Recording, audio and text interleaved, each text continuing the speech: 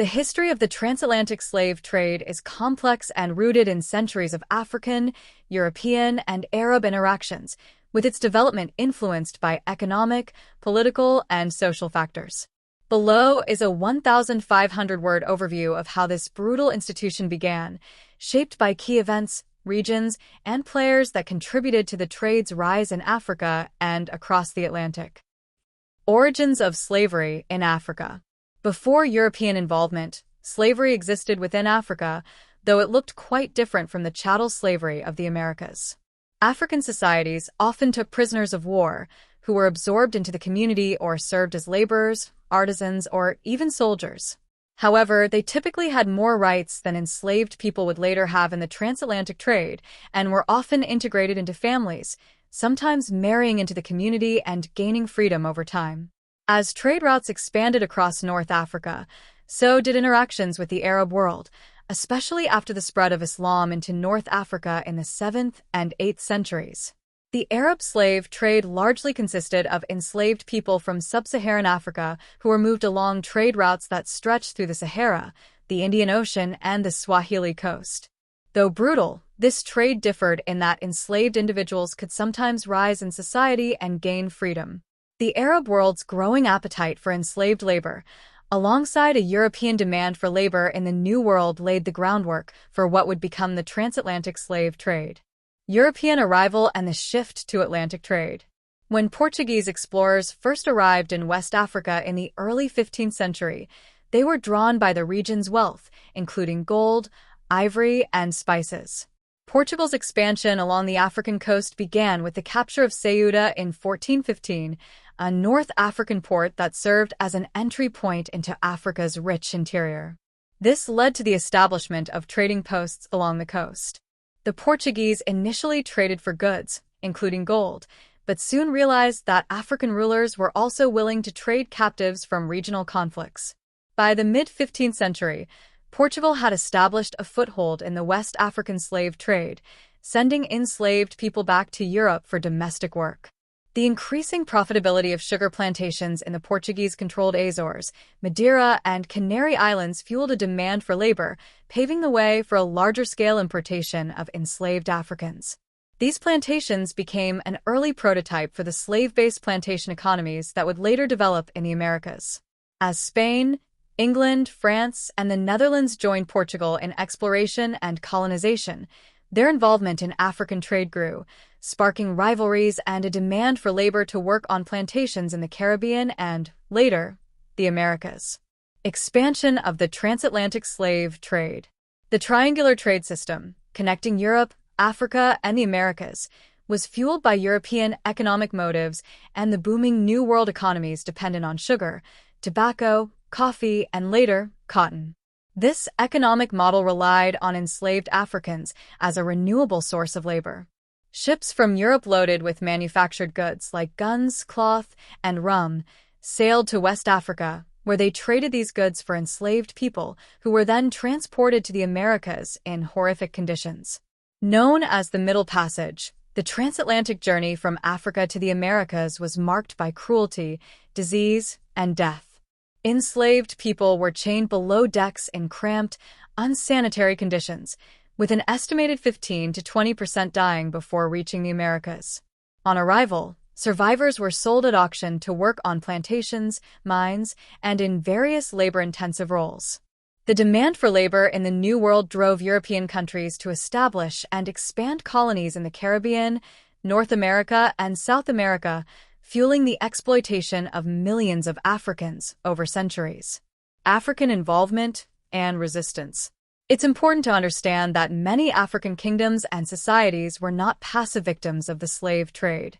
Some African leaders and traders profited from the sale of captives, often prisoners of war or criminals, who were bartered for European goods. Kingdoms such as Dahomey, Oyo, and Ashanti became central players in the trade, building powerful militaries and economies based on the profits from slave trading. Coastal states were particularly involved, as they had direct access to European traders. However, this involvement was far from universal. Some African rulers, including Queen Nzinga of Ndongo, modern-day Angola, fiercely resisted European incursions and the slave trade. Nzinga famously led her people in a prolonged struggle against Portuguese colonizers and took diplomatic and military measures to protect her territory and people. Additionally, certain communities moved inland or sought ways to evade capture, and some even formed alliances to resist raiders and slavers. The impact on African societies. The transatlantic slave trade had a catastrophic impact on African societies. It's estimated that approximately 12.5 million Africans were forcibly transported across the Atlantic, though some scholars suggest this number could be even higher. This loss of population had profound economic, demographic, and social effects on the continent. The trade drained African regions of a large part of their workforce, particularly young men, leading to labor shortages that hindered agricultural production and economic growth. Communities were torn apart, as families were separated and entire villages depopulated. The trade also increased violence and warfare between African states, as leaders and kingdoms sought captives to sell to European traders, leading to a cycle of conflict and instability. The influx of European goods, especially firearms, changed the balance of power within Africa, allowing certain states to dominate others. The impact was not merely economic, but extended to cultural and spiritual levels. Traditional African practices and governance structures were destabilized, and societies that had thrived for centuries were transformed by the constant presence of slave raiders and European trade goods. Abolition and legacy. Over time, humanitarian efforts and economic changes contributed to the decline of the transatlantic slave trade. The Enlightenment in Europe introduced new ideas about human rights and individual freedoms, prompting some intellectuals, religious leaders, and activists to question the morality of slavery. In Britain, the abolitionist movement gained momentum, with key figures like William Wilberforce leading the charge. The British Parliament passed the Slave Trade Act in 1807, making it illegal to trade enslaved people, followed by the Slavery Abolition Act of 1833, which aimed to end slavery within the British Empire. Abolitionist efforts spread to other countries, and in 1808, the United States also banned the importation of enslaved Africans, though slavery itself persisted until the Civil War in the 1860s. Portugal and Spain, heavily involved in the trade, resisted abolition for much longer, especially in their colonies. However, global pressure, naval blockades, and diplomatic efforts eventually ended the transatlantic slave trade by the late 19th century. The legacy of the transatlantic slave trade has endured, with repercussions still felt today. The forced migration of Africans created a diaspora with deep cultural, social, and economic impacts on the Americas and the Caribbean. Meanwhile, the depopulation and exploitation of Africa contributed to the continent's economic underdevelopment, making it vulnerable to colonization in the late 19th century. In many parts of Africa, the memory of the transatlantic slave trade remains a painful chapter. Sites like Ghana's Cape Coast Castle and Senegal's Gorée Island stand as reminders of the trade's horrors, serving as places of remembrance and education. Conclusion.